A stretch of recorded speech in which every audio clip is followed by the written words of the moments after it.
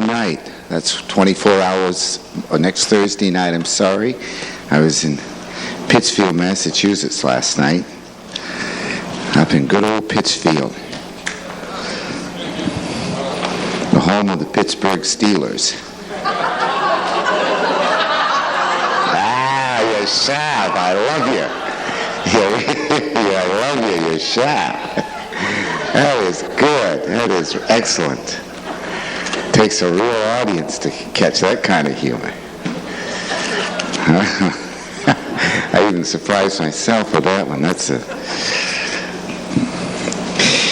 What we'd like to have you do for next Thursday night is we'd like to have you look up in the Word of God your concordance and prayerfully study for 45 minutes in a real committed way, in a real dedicated way, the subject of prayer. The subject of prayer. Now, we're going to give you a lot of good prayer assignments this year, but we want you to study for 50 minutes with your own heart. I'm asking God, you don't have to turn in any paper. I'd rather have you meditate. But I do want you to spend not just reading one verse after another, but receive something from God on the subject of prayer. And study 45 minutes on prayer. Okay. Did you get rest today after driving all the way back? No, you're fine. I know that's Pastor Rick. Proverbs 23. I'm not sure what Pastor Paul did last night, and I don't know how he covered these passages, but I'm sure that everyone's style is different, and he's a diverse portion doing a beautiful job, and we're grateful for him. So we'll start at verse 26 and 7, mainly 27. We'll start with 27. For as he thinketh, this is the person thinking, who eats the bread of him that have an evil eye, neither desire thou his dainty meats. For as he thinketh in his heart, so is he. Eat, drink, saith he to thee, but his heart is not with thee. For as he thinketh in his heart, so is he. Eat and drink, saith he to thee, but his heart is not with thee. The morsel which thou hast eaten shalt thou vomit up, and lose thy sweet words. Speak not in the ears of a fool, for he will despise the wisdom of thy words. And then we'll stop at verse 10. Remove not the old landmarks, and enter not into the fields of the fatherless. Now, as we consider this theme tonight, we will be giving you the doctrine of the heart, fresh, different than I've ever written in my booklets. We also will be giving you the doctrine of deception. Those two things in particular. And if we have time, possibly the doctrine of infection.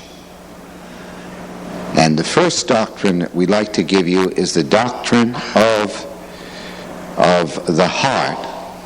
Doctrine of the heart. Now, this is where the classes come in with categorical doctrine. We've got a very beautiful Christian lady that's been to Paris, France as a missionary with her beautiful husband. He's mature. Steve, Pastor Steve, he's here right down here tonight. And if you even remotely know what I learned all those years, how he ministered to her and kept her from sin, you would listen to tonight's message with every cell that's in here. Pastor Steve will be speaking Sunday, an introduction, and I don't want you to go into it. That love your wife, cover her, that's all in the past. And she's a beautiful Christian lady now. And you remember, don't ever even think of the things that you said. And I'm not trying to stir them up either. I wouldn't do that. But I will never bring them up again, ever. But in Proverbs, we have the doctrine of the heart. This is what was happening. This person was giving somebody food to eat. They were paying for it, but they were grudging what they were doing secretly. It carries with it a very wide connotation. In other words, they were entertaining and they were very hospitable, but their heart was not with their hospitality. Are you with this so far in the basic premise of the introduction? Jesus said of his disciples in the 15th chapter of Matthew, he said, "You draw nigh to me with your mouth, but your heart is far from me." It's that story we tell about the fellow that said he was madly in love. He couldn't wait to get married. He said, "I love her so much I could eat her," and after he got married, he said he wished he had. But it was all phony confession of the mouth. He drew nigh to that woman with his mouth, but his heart was far from her.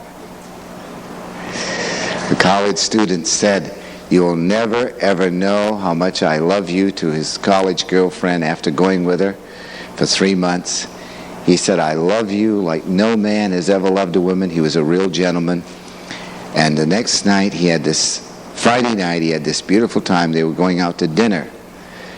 And it started to sprinkle, and he called her up and said, "If it's okay with you, it's sprinkling out. I think I'll stay home tonight," he said. I mean, it didn't even pour, and he didn't even need an umbrella. And he said he guessed he would stay home and watch television. He was really in love. I mean, he couldn't wait. Okay. Now, the heart then can be far from God when it apparently is seeking God. The heart can be very far from God when by sight it is seeking God. Now, Sunday morning, I've got a message that I'm preparing. I prepared it last night, waiting to meet people to go out. Prepared it after I got home.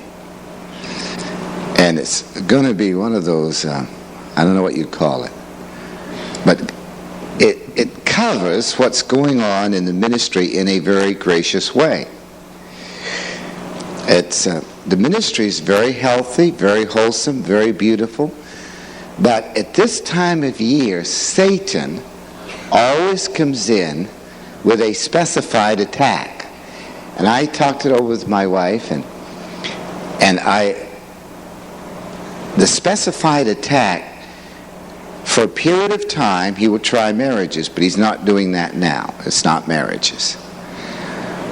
Another period of time, he'll try physical sicknesses, and it will go on for about 6 weeks, 2 months. He's not doing that now. Another time, you'll always have those things where you have people, but that's not a wholesale thing. Then he'll try, and I'm praying ahead of time that God will tell us so we can pray and stop a lot of it. Accidents. You'll see 10 people get in accidents, the strangest accidents. Of course people are occasionally going to get in accidents, but when Satan comes on with a program to make people get in accidents, you better have prayed that morning and walk in the light so that you can be in tune with God and not get in the accident. Then there'll be a period of accidents. Then there'll be a period when teenagers rebel. When they are some ornery. And they'll deceive. I love what I heard last night, if I can remember it. Jeff Hamilton, the principal of the school up there in Pittsfield. Let's see if I can get this straight. He told the parents at a meeting He said, I won't believe what your kids say about you if you won't believe what...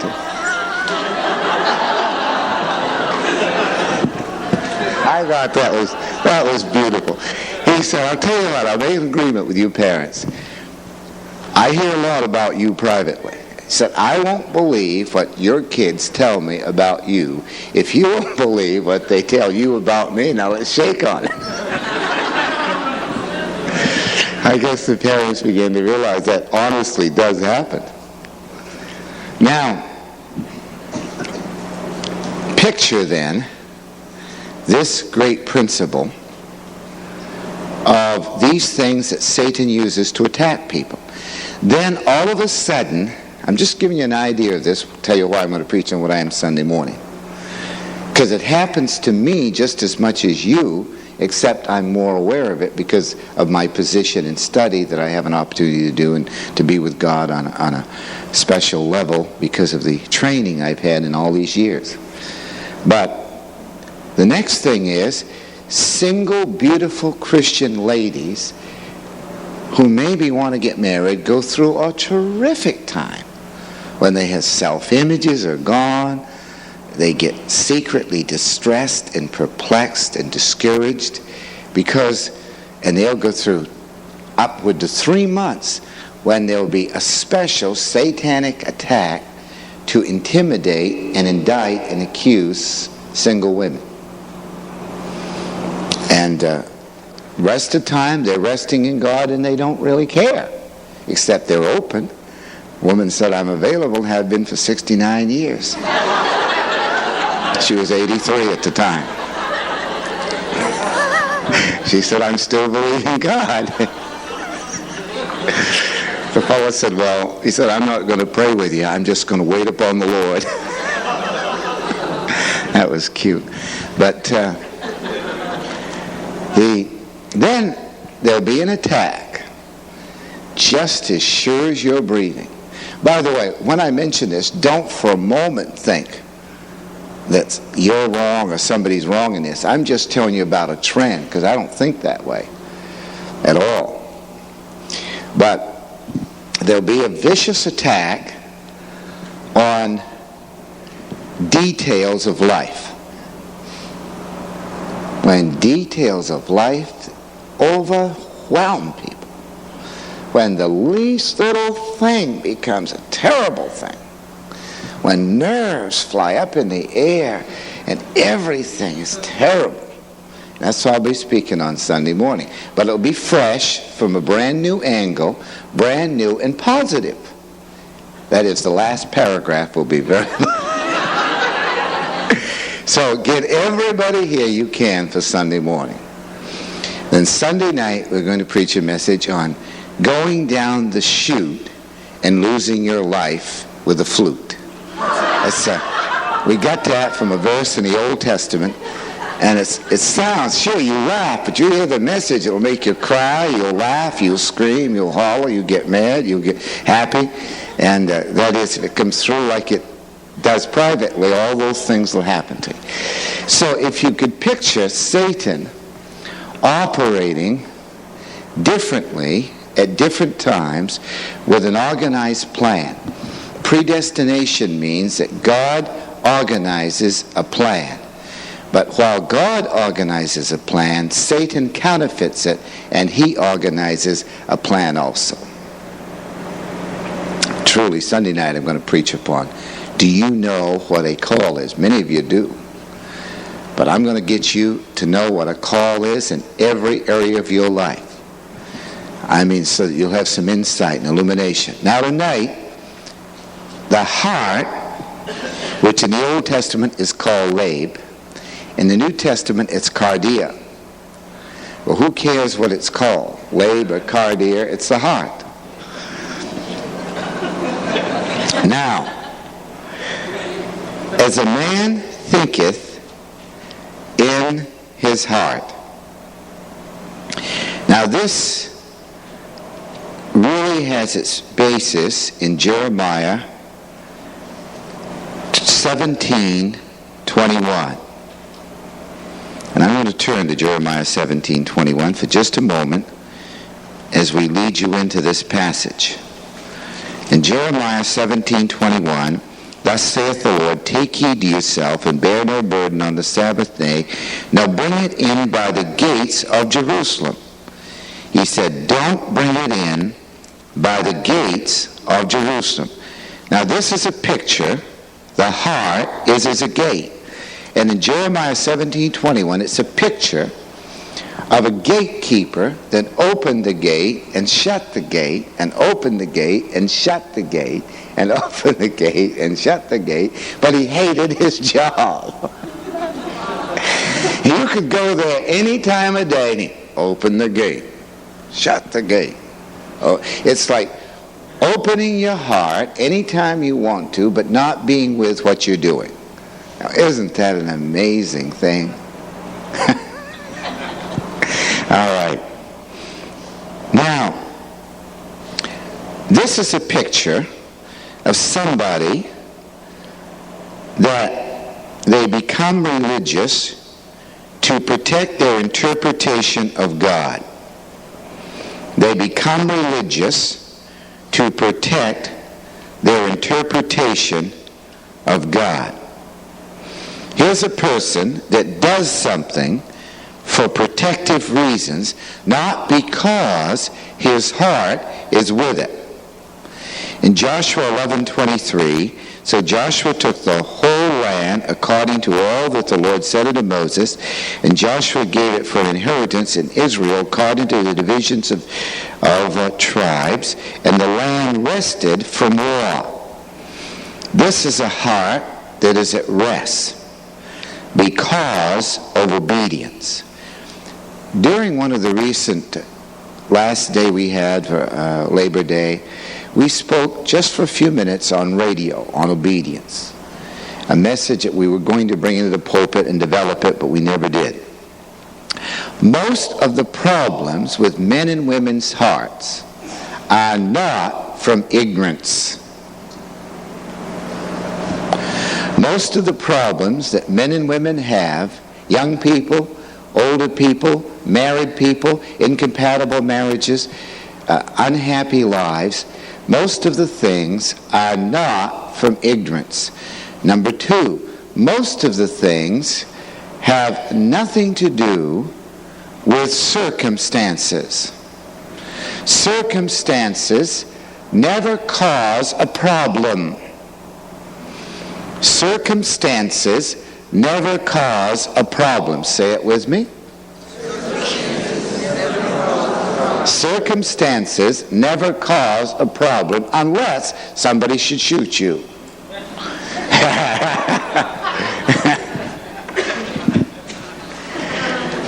Come on, Vicki, laugh. I know you're tired, but laugh. That was funny. Now, I'll even pay you to laugh. I'm insecure. Now, say that with me. Circumstances never cause the problem. They only reveal a problem that already existed. Now let's say that again. Circumstances never cause a problem. They only reveal a problem that already existed in some degree. So God has to bring a corresponding circumstance that's fit for the occasion to bring out a problem that you've never dealt with in your life or that you don't know that you have. And it will take, as an average, don't misunderstand me, this is accurate, honestly. I've studied all this for hours, and I've condensed it down to what God would have me to say. But you would have to receive a message nearly 270 times over a period of 3 years and be taught emphatically and enjoy it and fellowship around it in order to understand the details of life. That's why Bible college is so relevant in terms of experiential reality in your emotions and mind. It doesn't mean you won't get blessed right away and get help. But I mean so that you are absolutely dogmatically mature. And many of you have had some of these themes. They come fresh every day from whoever brings them. But you've got to hear them so they can control you from the Word of God. So, obedience is the key thing to experiencing something after hearing it just 2 or 3 times. Let me express this. If I hear something once or twice well, and I start obeying it, God will give me more light, and I don't have to hear it, 270 times to become my life.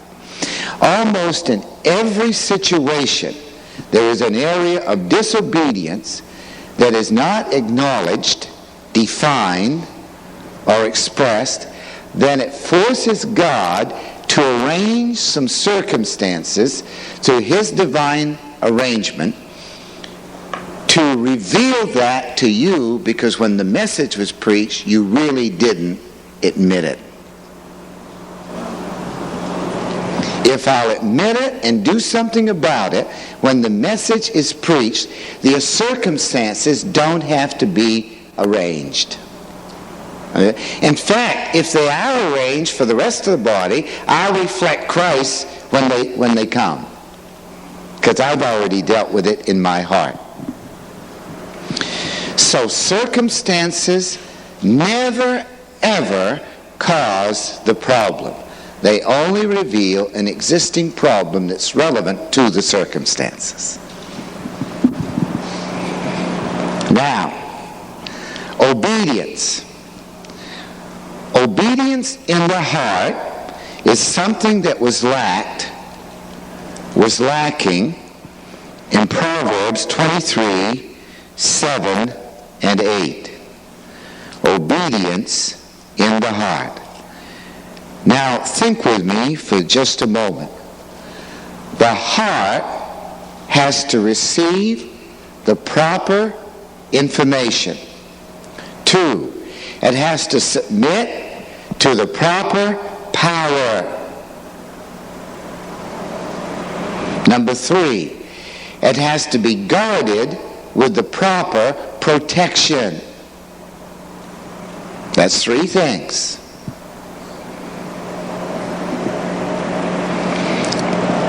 Now here comes a brand new definition that God has given me through study tonight for the heart. We try to always keep it updated and make it fresher even to me than I've ever known before. Number 1, what is the heart? The heart is a processor of the entire operation of God's plan. The heart is a processor of the entire operation of God's plan. Number 2, the heart is where the entire motive for the operation is. The heart is where the entire motive for the operation of God's plan is. Number 3, the heart is the area that I experience everything first before the mind adopts it, the soul realizes it, the tongue confesses it, and the body reveals it. Now that's our new definition that we were given by God without any reading, anything. So God gave us to be fresh on this subject. Now I'm going to, because it came so fresh, I'm going to require you to know it in your exams. Now, the next thing I want you to see on the heart is in Proverbs 4:23, we read, "Guard your heart, for out of it come the issues of life." Say it with me. Guard your heart, for out of it come the issues of life. Now we have the word keep is a cal perfect. Now, when I give you a cal perfect, its verb tenses reflect aspects.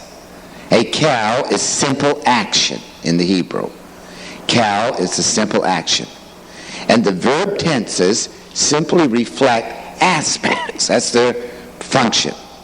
So, keep your heart with all diligence is not a time of action, but it is a state of action. It means keep, means to guard. It's a state of action, not a time of action. Now let me explain what I mean by that. My heart is kept as a condition through the Word and the Spirit, so that I don't have to put on a rush program to do it when something unexpected happens. Do you understand? See, if I had to put on a rush program to get right, as I hear a lot of people say, this happened to me, and this is what I did, and I couldn't help it. You see, their heart wasn't guarded. See, the reason that circumstance took place was to reveal that the heart wasn't guarded. So insecurity came out. Fear came forth. Reaction, retaliation, anger, whatever. With no grace, with no unconditional love, with no mercy, with no patience, with no understanding why. That thing happened for a why to be answered. All things are for my sakes, in 2 Corinthians 4:15. So God lovingly, graciously ordered a circumstance to reveal that I'm not guarding my heart in the state of a spiritual condition.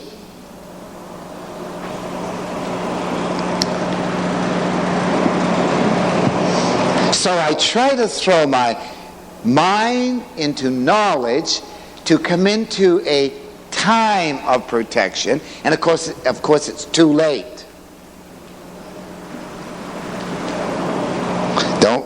Don't get discouraged. We all recover.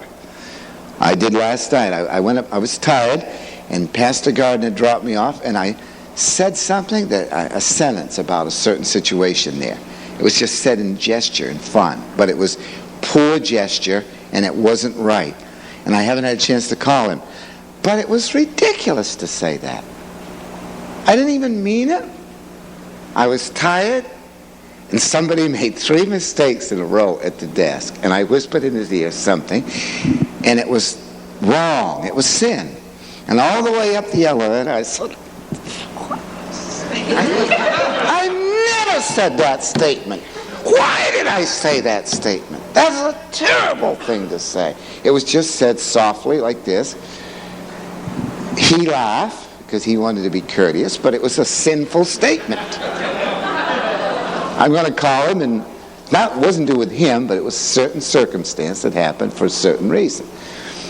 And then I made a statement that I did not mean. I wasn't even anxious, but the statement was made with an unguarded heart at that moment because of tiredness. Do you understand that? And I confessed it last night about 8 times, and God said, you only have to do that once, you know. But that's how much guilt I had from the statement. It wasn't a terrible statement. It was just a stupid statement. That you're so mad after you said it. You can't. Why would I ever say that statement? That's not even me. It's not even what I think. It's not what I believe. And it's not even how I feel. Then why did I say it?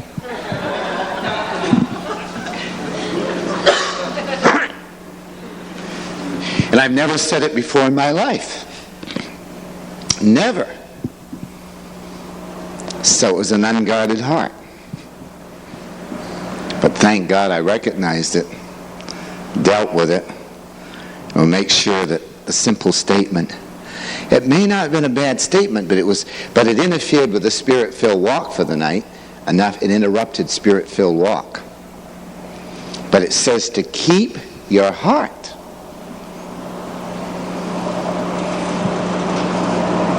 And I'm studying. My wife is getting busy because it was 1 o'clock in the morning, whatever it was, when we got back.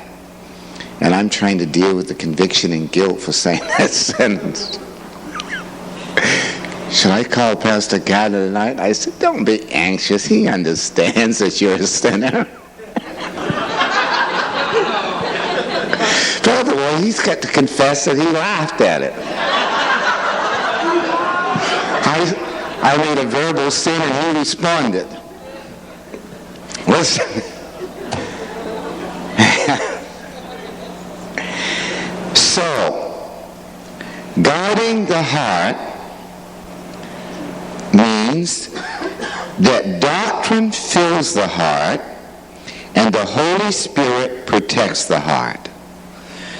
And if you go back to Numbers 3:3,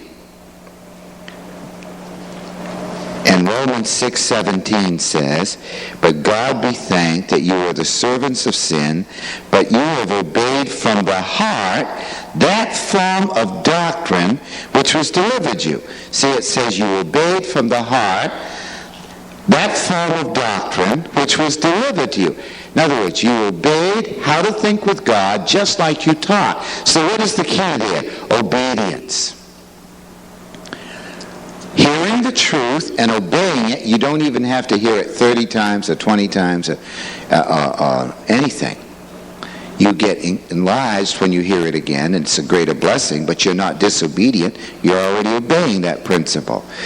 So, many people who will tell me they're going through a rough time are people who do not obey from the heart the doctrine that they've heard, and the reason for their consistent problems are disobedience in the area of the heart. And remember, we gave you definition for the heart tonight, brand new. The processor, right, of the entire operation. The motive where all the operation is established. See?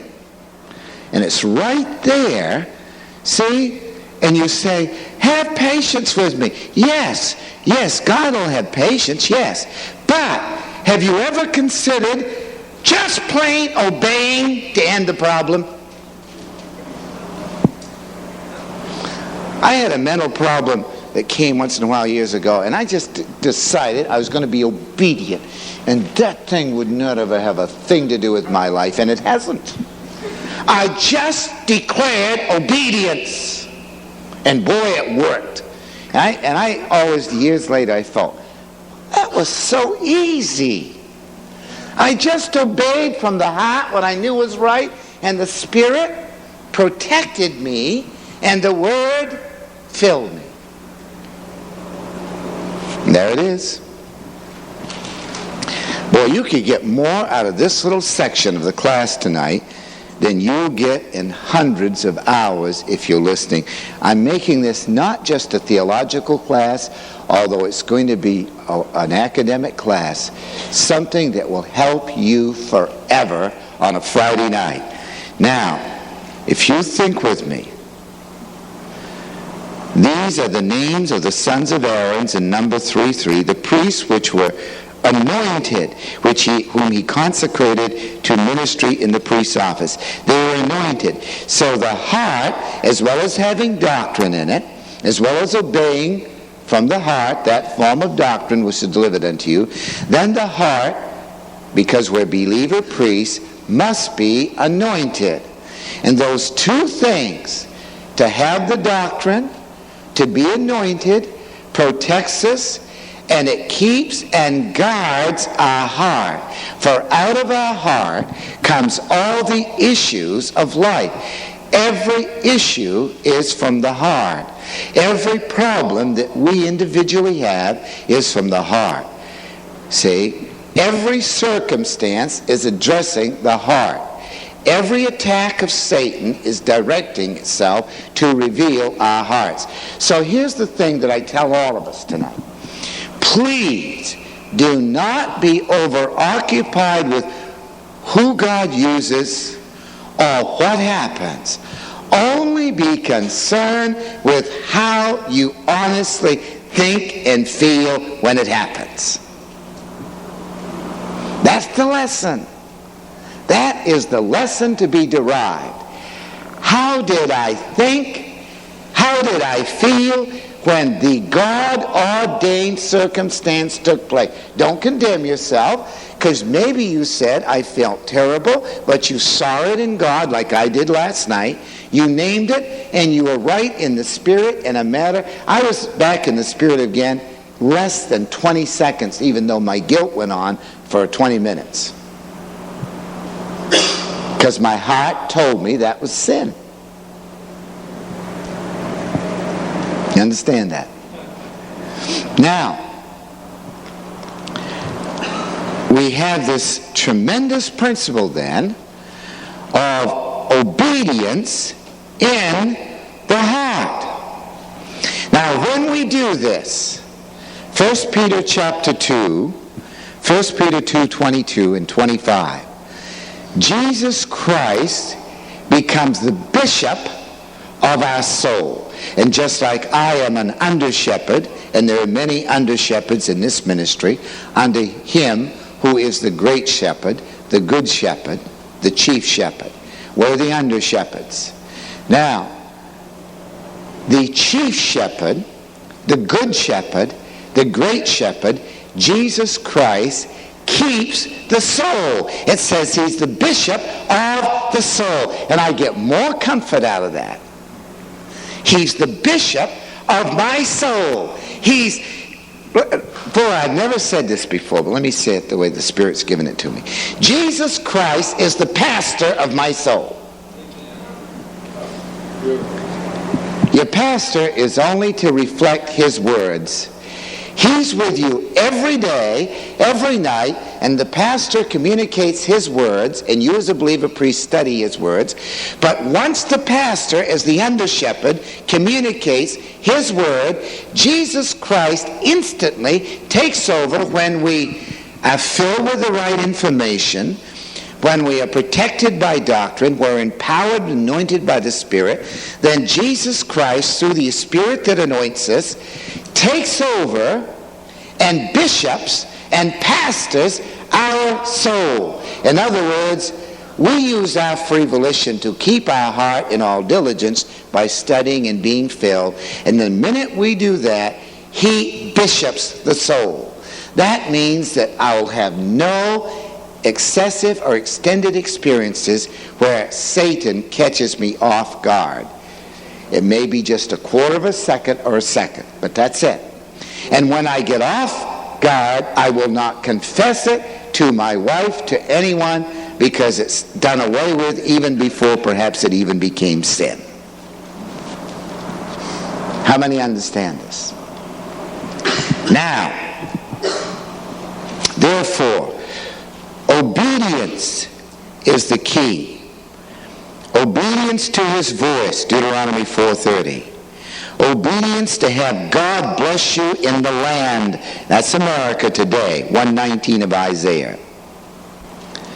Now, the Bible says, obedient children, 1 Peter 1:14. And then here's the big one, Romans 1:5. For obedience to the faith, Romans 16:26. For obedience of the faith, 2 Corinthians 10:5. To the obedience of Christ in our thoughts.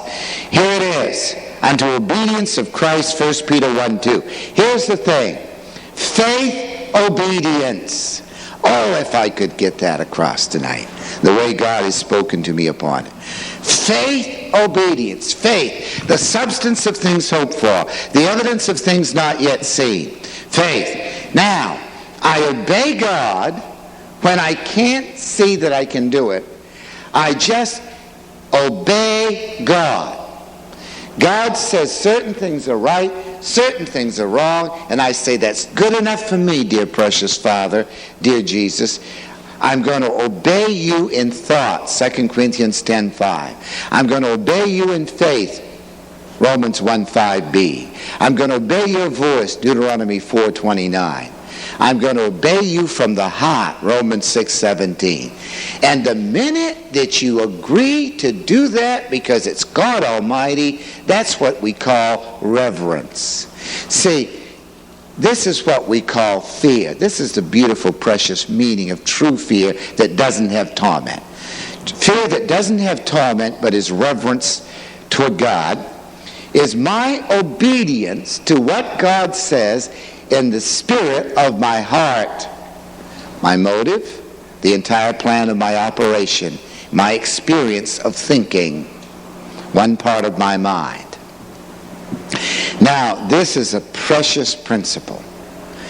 My obedience, oh, I love this.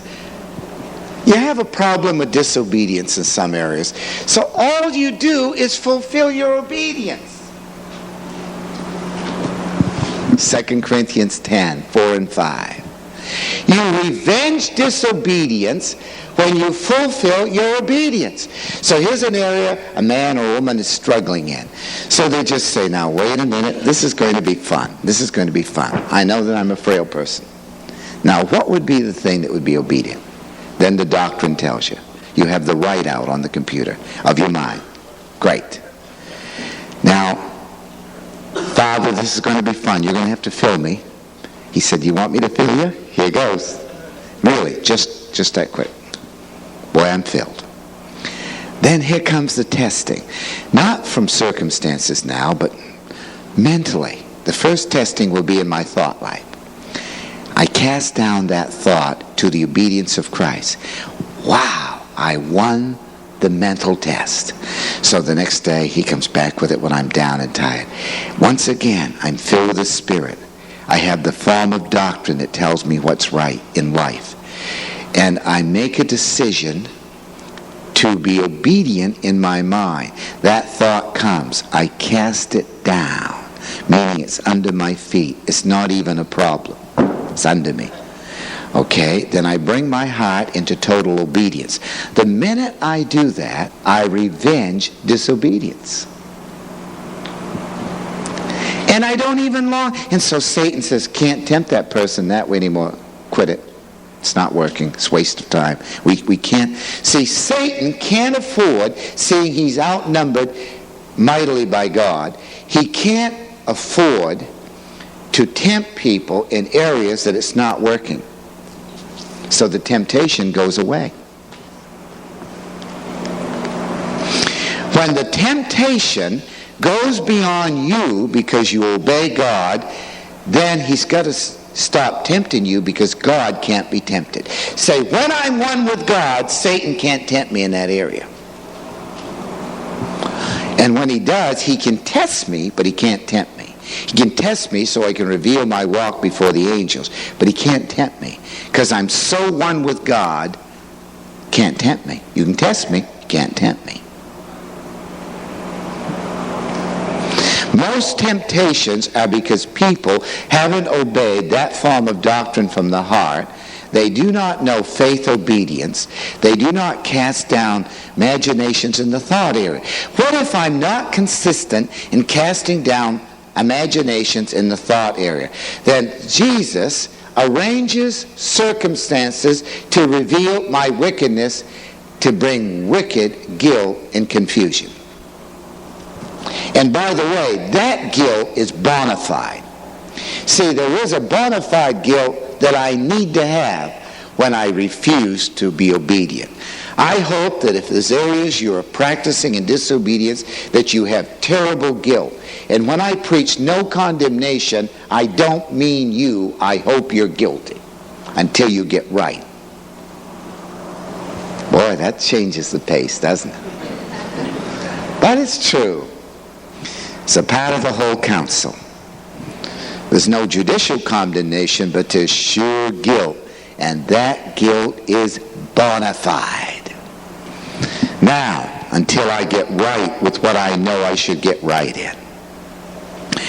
Proverbs 28:26 says, he that trusteth in his own heart is a fool. That means, this is what that means. You trust in your own thinking. Let's say that I thought tonight that I need someone except my wife. And my heart rationalized it right out. And I trust in it because of the way I feel. I'm a fool. That's when my old sin nature becomes the mode of operation, the motive for experience, and the reason why I do it. The old heart that is deceitful. And then you meet somebody that has the same heart, you go out together and commit immorality. That's a real nice combination. Get two of those people together for a honeymoon. I pity them when the honeymoon's over and they have their first little runny noses. And the same old flesh is there that's there when you sinned to begin with. God wasn't in it, he still won't be in it. He will not be in it. Okay, now, therefore, we want you to notice this. As a man thinketh, the word for think is sha'ah, S-H-A-A-R, sha'ah. As a man thinketh in Proverbs 23, sha'ah. Now, we have three things pertaining to thinking. This man was thinking to become religious and to get into works to protect his interpretation of Christ in a religious form. Thinketh also means estimation, sha'ah, estimation. Thinking also means evaluation. So we have interpretation, estimation, and evaluation is what sha'ah means, which is thinking. Got that one? As a man interprets, interesting interpretation. Do not privately interpret anything for selfish reasons. As a man estimates, as a man evaluates, that is the process of thinking, and that is what his heart is like, whatever it comes out to be. How many understand that? There's a beautiful verse in Genesis 37:11. Keep what you've guarded in your mind. Keep what you've guarded in your mind. Say it with me. Keep what you've guarded in your mind. Isn't that a beautiful verse? Keep what you've guarded in your mind. Now, the Word of God says this. The heart must have wisdom enter into it. Wisdom enters into the heart, Proverbs 2:10. We're giving you right now the doctrine of the heart. Now, what is wisdom? The application of knowledge. So the application of listening must enter into your what? Say it. Heart. The application of listening must enter into your heart. The entire operation, the motive for operation, the experience for thought that goes into the mind. That's your heart, your lab. Now, number 2, Proverbs 4:4 in the doctrine of the heart, under this principle. Let thine heart retain my words. Keep my commandments and live. He taught me also and said unto me, let thine heart retain my words. The second thing that obedience from the heart does with what it hears in doctrine, through the Spirit, it what? It has retention. It retains it so you don't have to hear it 300 times. And God doesn't have to bring the circumstances to reveal anything because you've learned the lesson through teaching and through obedience in doctrine. When he does bring the circumstances, you just show up the devil because of your maturity in the area that you've been taught. Number 3. Keep them in the midst of thine heart, Proverbs 4:21.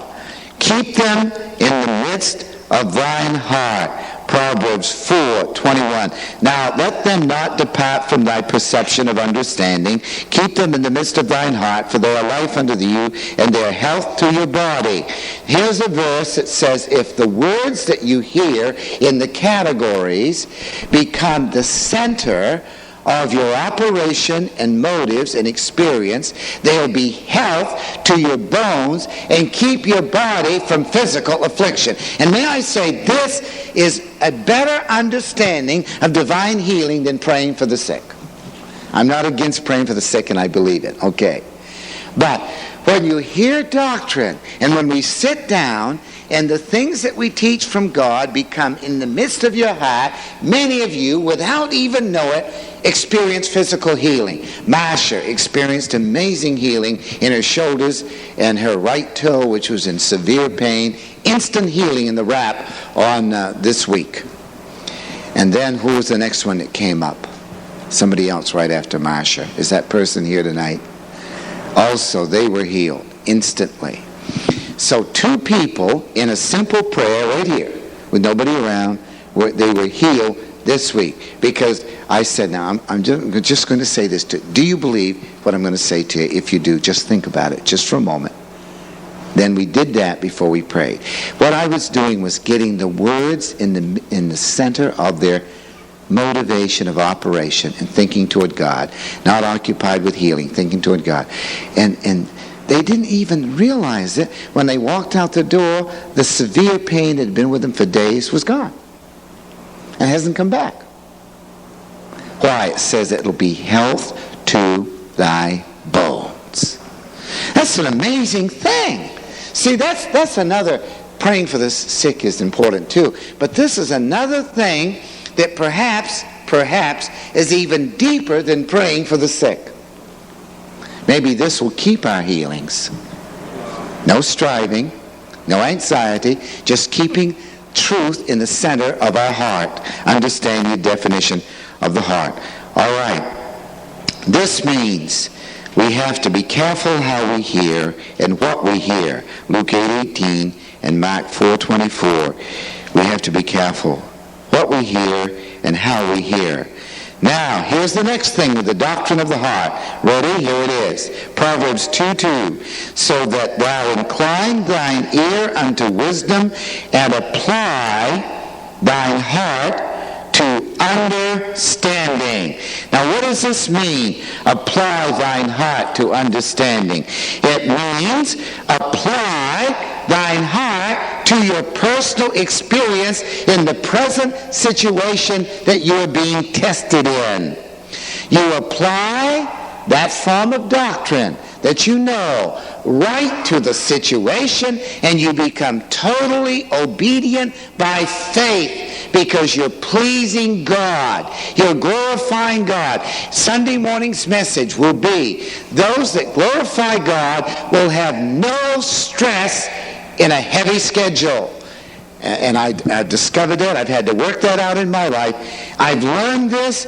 That's why I have humor, I have joy, I'm relaxed. I've learned how to, some of the trips we've taken, we have to get up and leave it. Well, we get up about 4 o'clock, 5 o'clock, study, and then be on a plane the last 2 weekends. And all these telephone calls late at night. But it doesn't become stressful, because it's done to glorify God, and so there is relaxation in doing it. And a good night's rest, and you're ready to do it again. Because it's not for you. It's not duty. It's to glorify the Master with another little bit of time on earth. It becomes a thrill and a privilege, not a burden. All because of the motive of the heart. And so this says, apply thine heart unto understanding, which means a personal experience in the present tense situation. Oh boy, is that good. It's enough to make you want to jump up and down and say, I've got it now, like the woman said who wanted to be filled with the Spirit, and she went into Jack Hyles' church, and he never did this in his entire life, only did it this one time. And God said, now, she wants Pentecostalism, so play it right. So he prayed with her all alone, and she said, fill me now, please, fill me now, baptize me now. And Jack Hyles said, it's coming. She He says, yes, it's coming. It's coming. He said, it's coming. I know it's coming. She said, I feel it. He said, I feel it. He said, you got it. Now he said, live it. He said, Baptist would have killed him. He said that was an exception. He just felt to do it that way that night. He said he felt funny when it was over, but he said, you got it now. And she went around the church. She said, I got it now. I got it now. And so the few people that was left, they said, what has she got? That was a terrible thing, though, because the husband wrote Hiles a letter 2 days later and said she must have leaked because she's just the same old. He said she's just the same old nag, so she must. He said if she got filled, she must have lots of leaks. He said she's still nagging me, Mr. Hiles.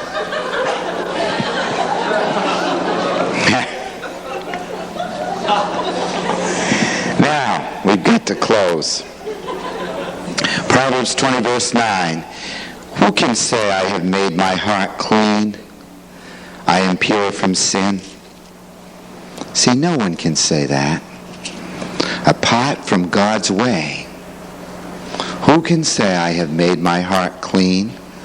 I am pure from sin. See, self-righteous people that judge other Christians are always trying to tell you that they've made their heart clean. The way we're approaching it always is with recovery.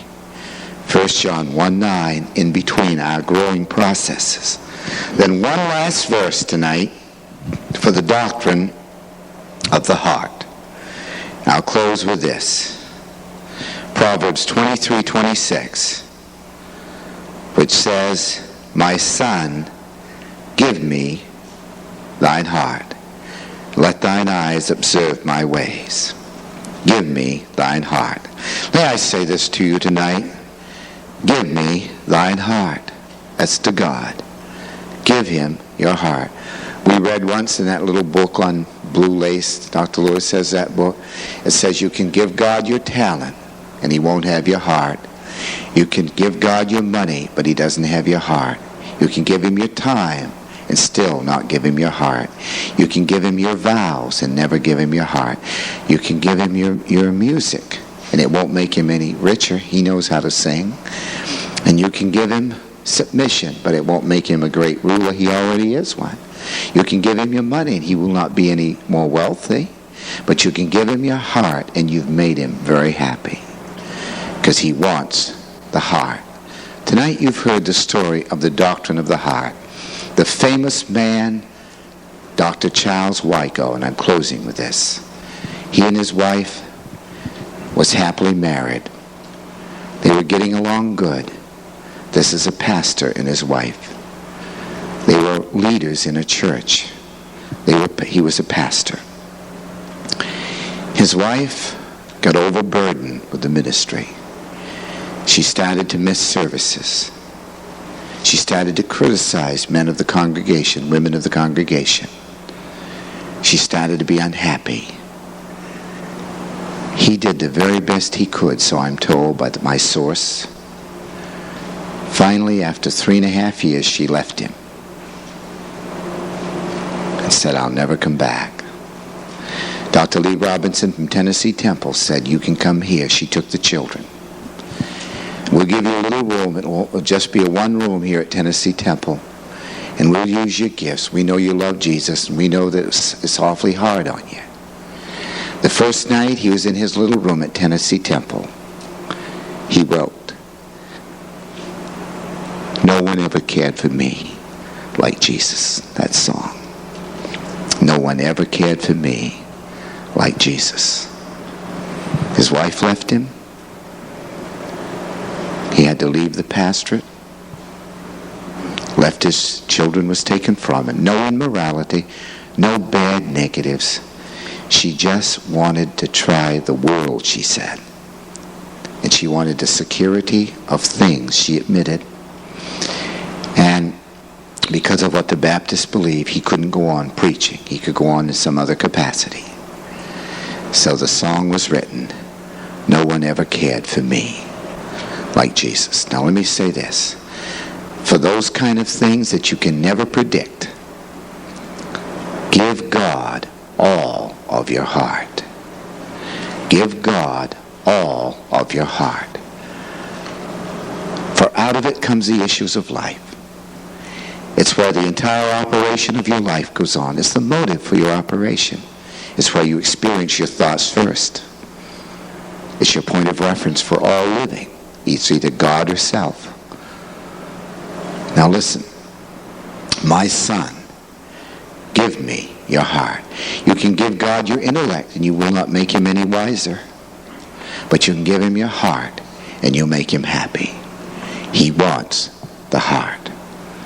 You wouldn't be depressed if you'd give God your heart. You wouldn't be anxious for things to happen to your flesh. You wouldn't need to sin if you gave God your heart. Believe me. You wouldn't have a battle with the world if you just give God your heart. But what happens is some of the area of